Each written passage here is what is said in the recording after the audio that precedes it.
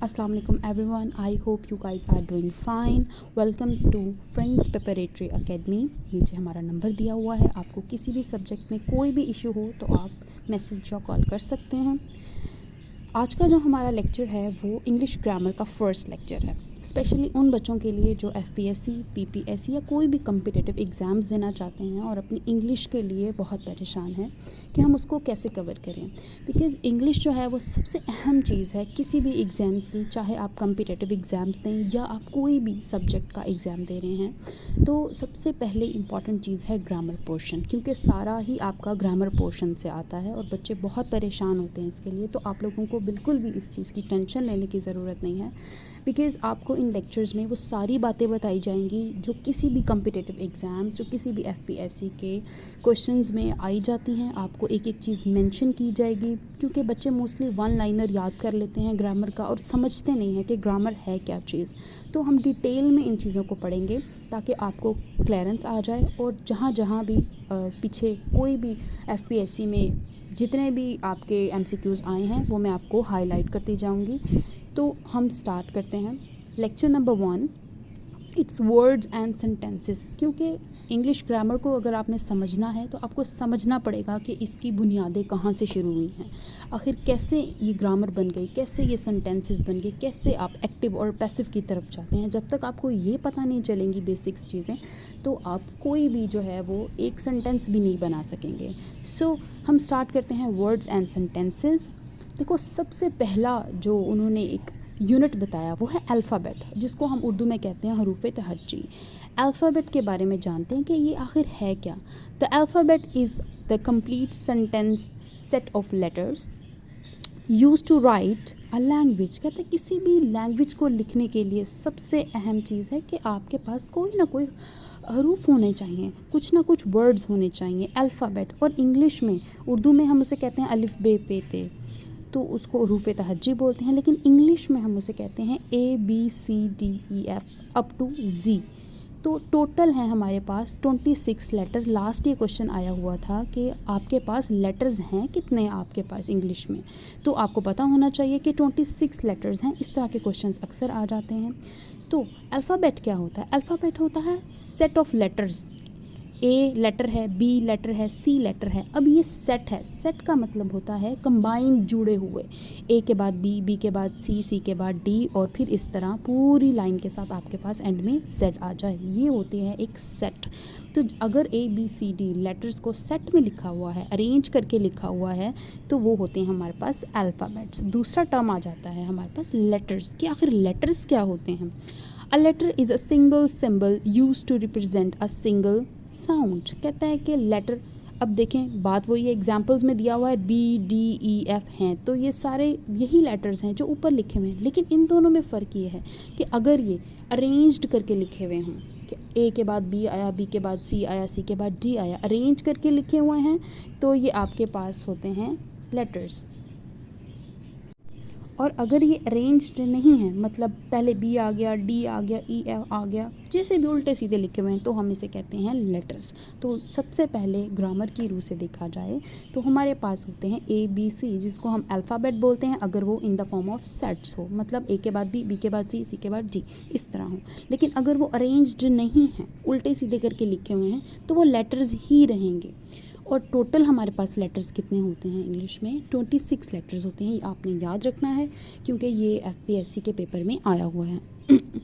दूसरा उसके बाद कहता है कि लेटर्स तो ठीक है, लेटर्स की 2 किस्म की टाइप्स उसने डिस्क्राइब कर दी है। अगर हम उर्दू में आपको बताऊं तो कहा जाता है कि छोटी ABC और बड़ी ABC, बच्चों को हम इसी तरह सिखाते हैं। तो वो कहते हैं ठीक है, ABCD है तो सही, लेकिन इसकी 2 शक्लें होंगी। एक होती है कैपिटल लेटर्स, बड़ी ABC जिसको हम उर्दू में बोलते हैं ABCD, ये देखें मैंने इसको कैपिटल लेटर्स में लिखा हुआ है।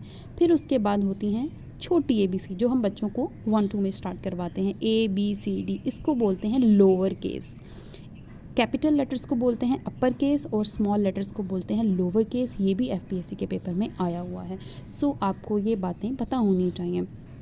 अपर केस देखें, कैपिटल लेटर्स हैं, अपर केस कहा गया है। अगर मैं आपको इसकी एग्जांपल्स दूं कि बड़े लोग और कुछ होते हैं छोटे लोग, तो ये हैं हमारे बड़े लोग ABCD, जो हमेशा जो हैं सेंटेंस शुरू करना है तो पहले कैपिटल लेटर आएगा, उसके बाद सारे जो हैं स्मॉल लेटर्स आएंगे। ये एक पैटर्न है, तो आप इस तरह इसको याद रख सकते हैं कि ये हमारे पास बड़े लोग हैं लेटर्स में और ये हमारे पास छोटे लोग हैं। वैसे इसको बोलते हैं अपर केस लेटर और इसको बोलते हैं लोअर केस लेटर। ये MCQs में आ चुका है, सो आपको ये बात पता होनी चाहिए। अब हमें पता तो चल गया कि हमारे पास इंग्लिश जो है वो शुरू होती है लेटर्स से। अगर वो अरेंज्ड हों तो वो अल्फ़ाबेट्स हैं, अगर वो अरेंज्ड नहीं हैं तो वो हमारे पास लेटर्स हैं। अब लेटर की उन्होंने 2 टाइप्स बता दी हैं, काइंड्स ऑफ लेटर। कुछ होते हैं वोवल्स और कुछ होते हैं कॉन्सोनेंट्स। वोवल्स अब क्या होते हैं?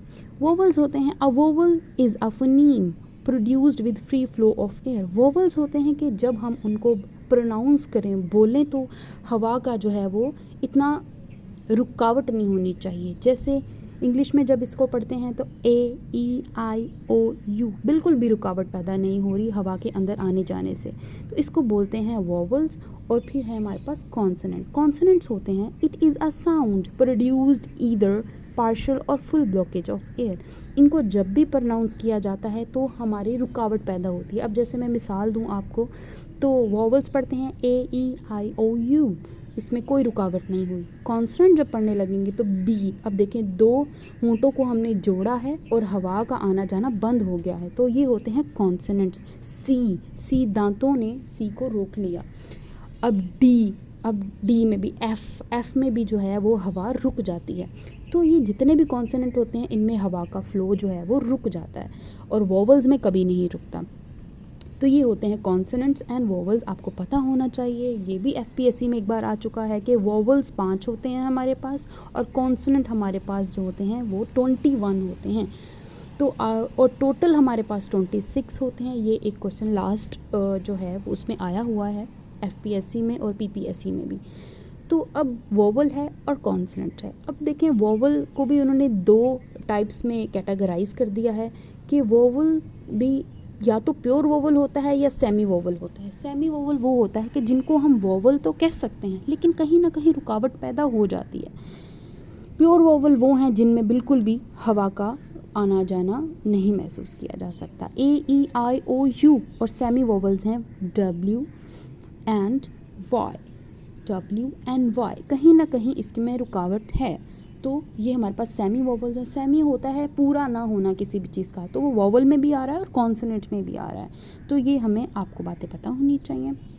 ये होते हैं हमारे पास लेटर्स। अब आते हैं हम वर्ड्स पे। पहले तो हमारे पास एक एक हर्फ था, हमने उस एक एक हर्फ को जोड़ा और लफ्ज़ बना दिया। द वर्ड बोलते हैं लफ्ज़ को। इसकी डेफिनेशन पढ़ते हैं, व्हेन 2 और मोर लेटर्स आर जॉइंड, जब 2 या 2 से ज़्यादा हर्फ जुड़ते हैं एंड गिव सम मीनिंग्स, और कुछ ना कुछ मायने देते हैं, इट्स कॉल्ड वर्ड। तो वो हमें एक हर्फ लफ्ज़ दे देते हैं, एक वर्ड दे देते हैं। पहले हमारे पास लेटर्स थे, लेटर्स को हमने जोड़ा, 2 होंगे मेंशन है या 2 से ज़्यादा होंगे, और जब वो जुड़ेंगे तो वो बन जाएगी हमारे पास वर्ड बन जाएगा। अब जैसे मैंने कुछ यहाँ पे वर्ड्स बनाए हैं। G एक लेटर है, हमने पढ़ा इसको। O एक लेटर है, ठीक है, और G और O को जोड़ा तो वो बन गया गो, जाना, गो। अब ये क्या है, मीनिंग दे रहा है एक बकायदा। 2 हर्फों को, 2 लेटर्स को जोड़ के आपने एक वर्ड बना दिया। एंड E एक लेटर था, N एक लेटर था, D एक लेटर था, हमने इन तीनों को जोड़ा और बना दिया वर्ड। P एक लेटर था, E एक लेटर था और N एक लेटर था, हमने इन तीनों को जोड़ा और बना दिया वर्ड। पेन मतलब हमारे कलम जो भी होती है। अब इन सब ने दिया है मतलब, तो ये बन गए हैं वर्ड्स। अब लेटर्स को अगर जोड़ें और वो मतलब ना दें, जैसे O को पहले लगा दिया और G को बाद में, ओज, अब ये तो कोई वर्ड ना हुआ, तो ये वर्ड नहीं बन सकता। जब तक के 2 लेटर्स मिलें और मतलब ना दें वो वर्ड नहीं बन सकता। इसका मतलब तो ये क्या हुआ, इसका मतलब ये लेटर्स हैं, 2 लेटर्स आपस में इकट्ठे बैठे हुए हैं, दैट्स इट, इसका कोई मतलब नहीं, तो ये हमारा वर्ड नहीं हो सकता। तो ये वर्ड की डेफिनेशन है कि लेटर्स 2 या 2 से ज़्यादा जब मिलते हैं तो वो एक मीनिंग दें, आपको कोई ना कोई मतलब दें, तो आपका वर्ड बन जाता है। अगर तो वो मतलब ना दें तो आपका वर्ड नहीं बनता। अब जैसे रेस्ट, वर्ड है rest, REST, rest, R letter, E letter, S letter और T लेटर, चारों को मिलाया बन गया एक वर्ड रेस्ट का मतलब होता है आराम करना। ये वर्ड क्यों बना? क्योंकि बिकॉज इट गिव्स मीनिंग, क्योंकि ये मीनिंग दे रहा है। अगर ये मीनिंग ना देता तो ये कभी भी वर्ड नहीं बन सकता था। अब इन्हीं सारे लेटर्स को हमने और तोड़ा मरोड़ा और जोड़ा, बन गया SERT सर्ट। अब इसका तो कोई मतलब नहीं है। ये क्या हुआ? ये लेटर्स ही रहे, ये वर्ड नहीं बन सकता क्योंकि इसका कोई मतलब नहीं। It does not give meaning, ये मीनिंग नहीं दे रहा हमें।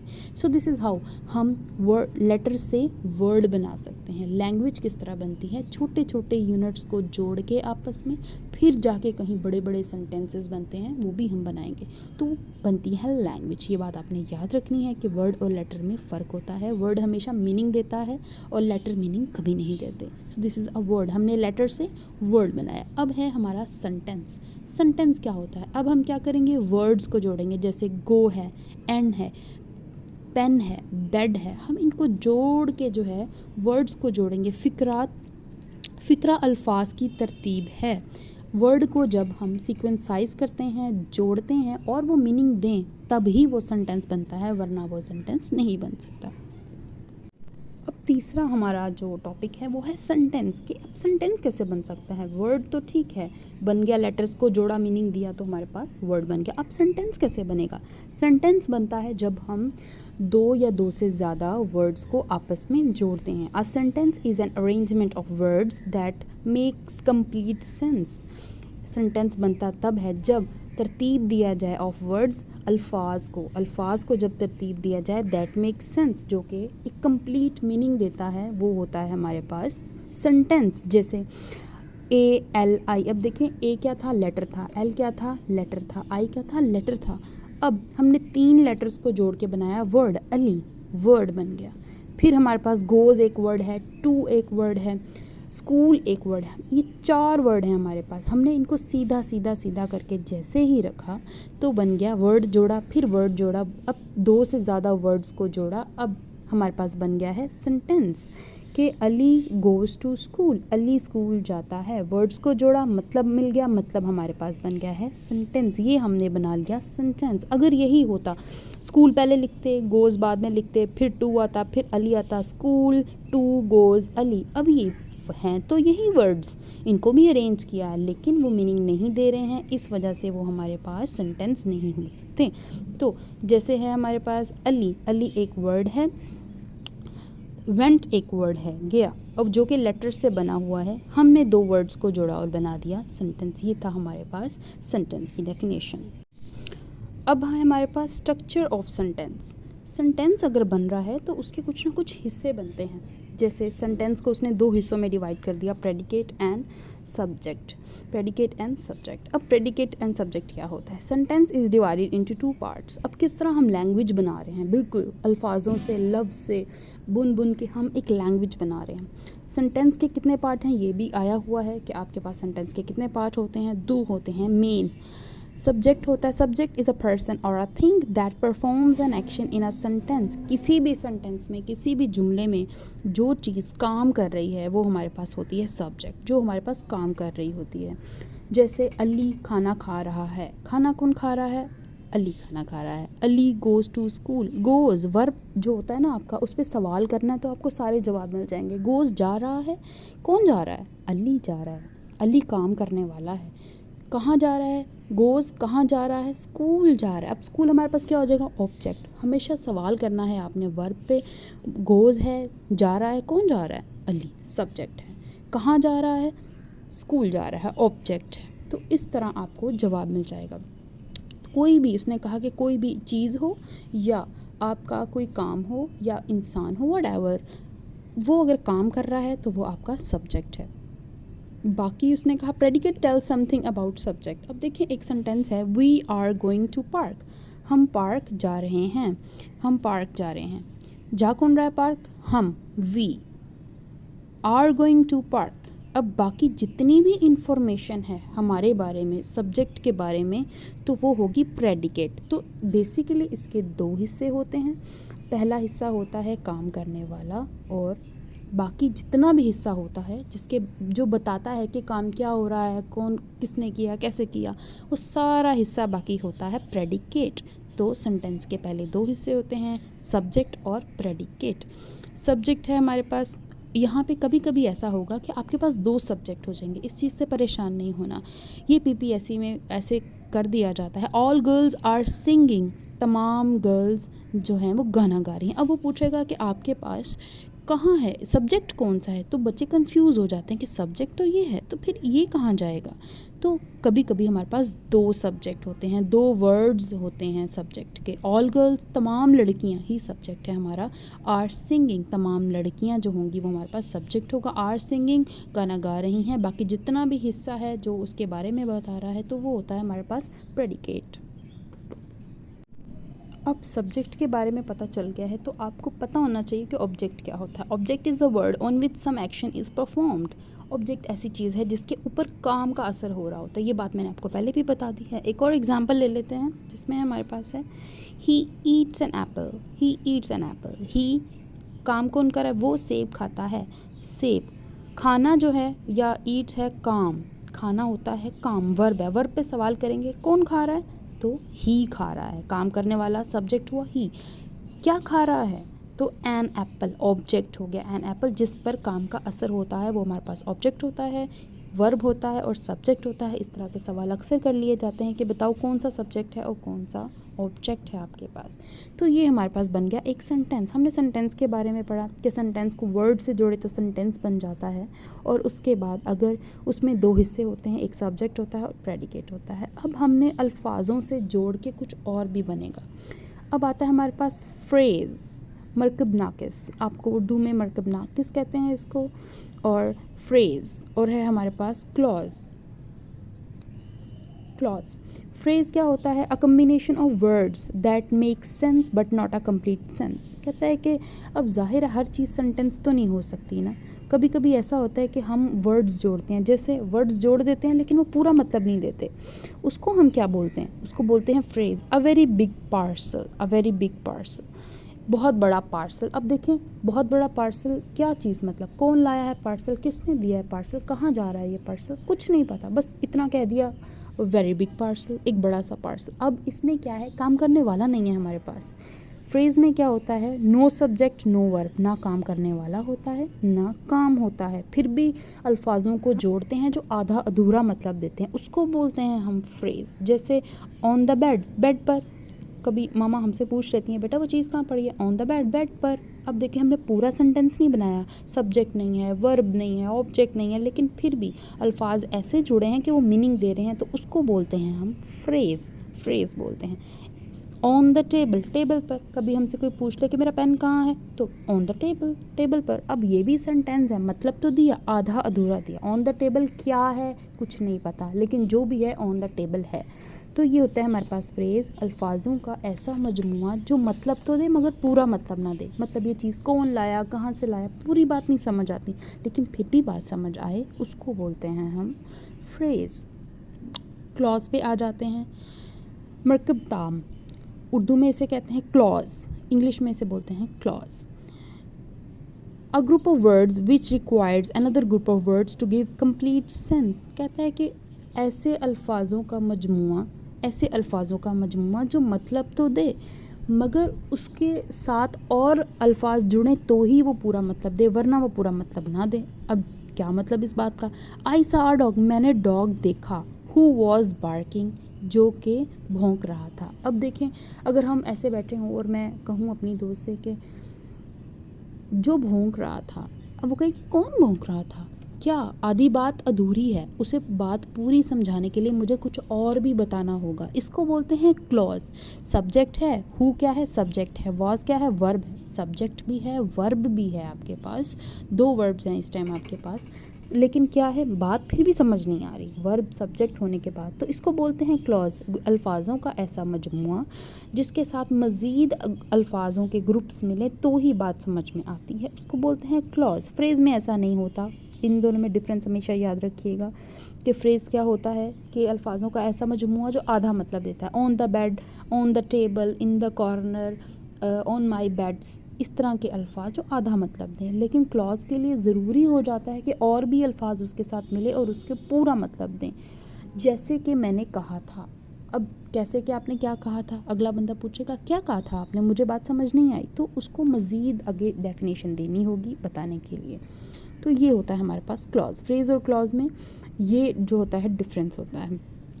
अब क्लॉज में अगर सब्जेक्ट है, क्लॉज में अगर आपके पास वर्ब है और फिर भी बात समझ में नहीं आ रही, तो ये होता है हमारे पास क्लॉज होता है। इसकी 2 एग्ज़ाम उसने जो है बताई हैं, बड़ी इंपॉर्टेंट है, ये बात याद रखिएगा। क्लॉज के बारे में वो हमेशा पूछ लेता है पीपीएससी एफपीएससी में, बच्चों को पता नहीं होता। तो इसकी 2 क्लॉज होती हैं, एक होती है इंडिपेंडेंट क्लॉज और एक होती है डिपेंडेंट क्लॉज। एक अल्फाजों का मजमूआ ऐसा होता है जिसको मज़ीद ज़रूरत ही नहीं होती, कि जैसे मैं कहूँ कि मैंने खाना खा लिया, तो अगले बंदे को समझ आ जाएगी कि मैंने खाना खा लिया, वो बात अगली नहीं पूछेगा। और अगर मैं कहूँ क्योंकि मैंने खाना खा लिया है, अब वो कहेगा क्योंकि, अच्छा फिर इसका मतलब कुछ बात अधूरी है, रहती है, आप बता दें वो। इसको कहते हैं इंडिपेंडेंट। डिपेंडेंट क्लॉज जो कि दूसरे पे खुद मुख्तियार नहीं होता, उसको चाहिए कोई और ना और। तो हम क्लॉज की डेफिनेशंस, क्लॉज की टाइप्स पढ़ते हैं। पहली टाइप है इसकी independent clause.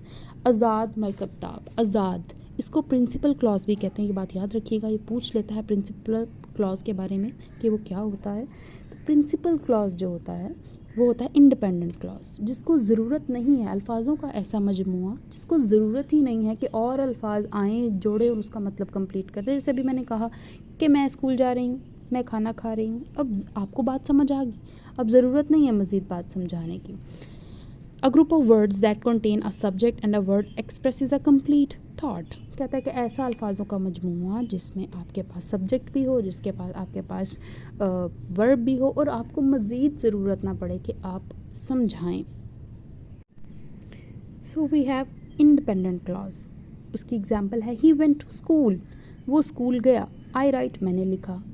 I like to eat ice cream, मुझे आइसक्रीम पसंद है। अगर मैं आपको ये बोल रही हूँ ही वेंट टू स्कूल, वो स्कूल गया है, तो आप मुझसे मज़ीद सवाल नहीं करेंगे, बिल्कुल भी। आपको बात समझ आ गई, सेंटेंस कंप्लीट हो गया। लेकिन अगर मैं आपको ये कहूँ कि क्योंकि वो स्कूल गया है, तो आप 2 मिनट खामोशी से मेरी बात सुनेंगे कि शायद आगे भी कोई और वर्ड है जो बताना है। तो ये होता है इन डिपेंडेंट क्लॉज, लेकिन जिसको ज़रूरत ना हो वो होता है independent clause.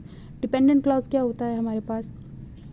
A group of words that contains a subject and a verb but does not express a complete thought। एक ऐसा ग्रुप ऑफ वर्ड्स जिसके पास सब्जेक्ट भी हो, जिसके पास वर्ब भी हो, लेकिन फिर भी वो कंप्लीट थॉट जो है वो एक्सप्लेन ना कर सके। जैसे व्हेन द प्रेसिडेंट अराइव, अब मैं किसी को कहूँगी कि व्हेन द प्रेसिडेंट अराइव, जब प्रेसिडेंट आए, तो आप चुप करके मेरी बात सुनेंगे, शायद अगली भी कोई बात है जो इन्होंने बतानी, क्योंकि बात तो अभी समझ नहीं आई क्या हुआ था फिर आए थे तो। Because I can't wait for bus, क्योंकि मैं बस का इंतज़ार नहीं कर सकती। क्यों नहीं कर सकती? वो अगला बंदा खामोशी से आपकी बात सुनेगा। तो ये होते हैं डिपेंडेंट और इंडिपेंडेंट क्लॉज। तो ये हमारा आज का टॉपिक था, डिपेंडेंट एंड इंडिपेंडेंट क्लॉज। किस तरह हमने जो है वर्ड से, लेटर से वर्ड्स बनाए, वर्ड से सेंटेंस बनाए, सेंटेंस को देखा कि किस किस तरह के हो सकते हैं। एक ओवरव्यू ले लेते हैं पूरे लेक्चर का। सबसे पहले है ही। अब देखिए ये सारे मैंने ABCD लिखी हुई है, इसको समझें। ABCD लिखी हुई है सीधे अल्फाजों में। ये हमारे पास अल्फ़ाबेट्स हैं, लेटर्स हैं, लेटर्स हैं, ही है। अब मैंने इनको जोड़ा, H और E को जोड़ा, क्या बन गया हमारे पास? वर्ड बन गया। फिर मैंने GOES को जोड़ा, तो क्या बन गया हमारे पास? वर्ड बन गया। अब ये मैंने चारों वर्ड्स को जोड़ा, लेटर से बनाए हमने वर्ड्स, 4 वर्ड्स। फिर ग्रुप ऑफ वर्ड से हमने बनाए एक sentence, he goes to school, वो स्कूल गया, जो कि एक प्रॉपर मीनिंग दे रहा है। ही गोज़ टू स्कूल, वो स्कूल जाता है, ये बन गया सेंटेंस। इस तरह हमारे पास सेंटेंस बनते हैं, बड़े बड़े सेंटेंसेस। लैंग्वेज इस तरह बनती है। किसी भी लैंग्वेज को बनाने का एक पूरा प्रोसेस होता है, तरीका होता है, ग्रामर की रूह से उसको, उसके प्रिंसिपल को फॉलो किया जाता है। अगर आप एक भी रूल इसमें फॉलो नहीं करते तो आपका ग्रामेटिकल सेंटेंस ख़राब हो जाएगा। मोस्टली बच्चे प्रॉब्लम करते हैं, गोज़ के बाद अगर टू नहीं लगाएंगे आप, तो आपका, हम कहेंगे कहाँ गई प्रपोजिशन, लगानी चाहिए थी, लगनी चाहिए थी। तो इस तरह ग्रामेटिकल मिस्टेक्स होती हैं आप लोगों की। फिर है हमारे पास, फिर मैंने बताया कि सेंटेंस के भी मज़ीद 2 हिस्से हैं, 2 तरह के हो सकते हैं। फ्रेज़ हो सकता है, कुछ ऐसे सेंटेंस हैं, ग्रुप ऑफ वर्ड्स हैं जो आधा अधूरा मतलब देते हैं। जैसे ऑन द वॉल है तो sentence he, word group of word से बन के बना है और मीनिंग दे रहा है सेंटेंस, मगर सेंटेंस भी किस तरह का कि पूरा मतलब नहीं दे रहा है। तो ये हमारे पास होगा फ्रेज़। और अगर क्लॉज पूरा मतलब देता है। जैसे सब्जेक्ट भी है, इसके पास वर्ब भी है, मुकम्मल मतलब देता है, मगर कहीं ना कहीं उसको मज़ीद ज़रूरत है और सेंटेंसेस उसे आके कंप्लीट करें। जैसे डिपेंडेंट और इंडिपेंडेंट क्लॉज है, हमने इसकी टाइप्स पढ़ी हैं। डिपेंडेंट क्या कहती है, व्हेन ही अराइव्स। अब ऐसे अल्फाजों का मजमुआ जो दूसरे पे डिपेंड कर रहा है कि मुझे और अल्फाज दो ताकि मैं अपनी बात कंप्लीट करूँ। व्हेन ही अराइव्स, जब वो आया। कौन आया, कहाँ आया, अगर जब वो आया तो फिर क्या हुआ बताना ज़रूरी हो गया है, आधी अधूरी बात कर रहे हैं। ये है डिपेंडेंट, जो कि खुद मुख्तियार नहीं है। जैसे वो कहते हैं ना कि जिसके पास पैसे हैं उसको किसी की ज़रूरत नहीं है, और जो जिसके पास पैसे नहीं है, जो नहीं कमा रहा, उसको ज़रूरत है किसी और के साथ जुड़ने की। तो इसका भी बिल्कुल वही हिसाब है। इंडिपेंडेंट है कि उसको ज़रूरत नहीं, ही रीच्ड, वो पहुँच गया, वो पहुँच गया, पहुँच गया तो पहुँच गया। अब मज़ीद कोई आपसे सवाल नहीं पूछे कहाँ पहुँचा, क्यों पहुँचा, वो तो एक अलग सेंटेंस बनेगा ना, फिर आधी अधूरी बात तो नहीं रही आपके पास। तो ये है हमारे पास आज का टॉपिक, जिससे हमने अल्फ़ाबेट से, लेटर से मिल के वर्ड बनाया, वर्ड से सेंटेंस बनाया, सेंटेंस के बारे में भी जाना कि उसकी दो टाइप्स होती हैं, सब्जेक्ट और प्रेडिकेट। हमने ऑब्जेक्ट के बारे में भी पढ़ा। फिर फ्रेज़ भी बनता है, क्लॉज भी बनता है। क्लॉज की दो टाइप्स हैं, dependent and independent. I hope कि आपको टॉपिक समझ आया होगा, और इसमें जितने भी पीपीएससी और एफपीएससी से रिलेटेड एमसीक्यूज़ थे वो मैं साथ साथ आपको बताती गई हूँ, और मज़ीद भी आपको बताती रहूँगी। इसके अलावा अगर किसी का भी इसमें कोई भी क्वेश्चन है तो वो इजीली आप पूछ सकते हैं मुझसे।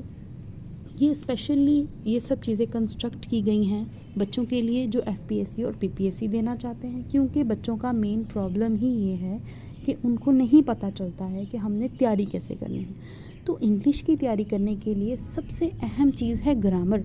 आपको ये बात जाननी पड़ेगी कि सबसे अहम ग्रामर है। अगर आप ग्रामर को अच्छे से नहीं करते हैं तो आप कोई भी, आप एफपीएससी देना चाहें, आप पीपीएससी देना चाहें, या आप कोई भी बच्चे बीएस के भी होते हैं जहाँ फंक्शनल इंग्लिश पढ़ाई जाती है, तो अगर आप ये किसी भी किस्म का टेस्ट देना चाहते हैं तो ये अहम चीज़ है। इवन कि आप प्राइवेट जॉब के लिए भी कहीं जाते हैं तो आपके सामने जो एक क्वेश्चन पेपर रखा जाता है उसमें 20% इंग्लिश होती है, चाहे आप किसी भी सब्जेक्ट के क्यों ना हो, doesn't matter. English is too much important and grammatical portion should be strong.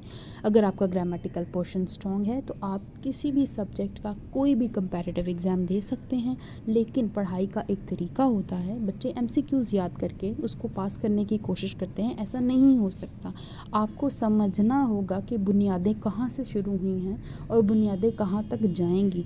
तो ये लेक्चर्स स्पेशली उन बच्चों के लिए हैं। आपको इनमें सारी इन्फॉर्मेशन मिलती रहेगी। मज़ीद आपको किसी भी किस्म का कोई क्वेश्चन हो, कोई चीज़ आपको ट्रबल कर रही हो, तो यहाँ व्हाट्सएप नंबर दिया हुआ है, आप यहाँ टेक्स्ट कर सकते हो, आप यहाँ कॉल कर सकते हो और अपनी क्यूरीज़ जो हैं वो छोड़ सकते हो। आपको ज़रूर इसके बारे में बता दिया जाएगा। I hope you understand the lecture. Thank you so much.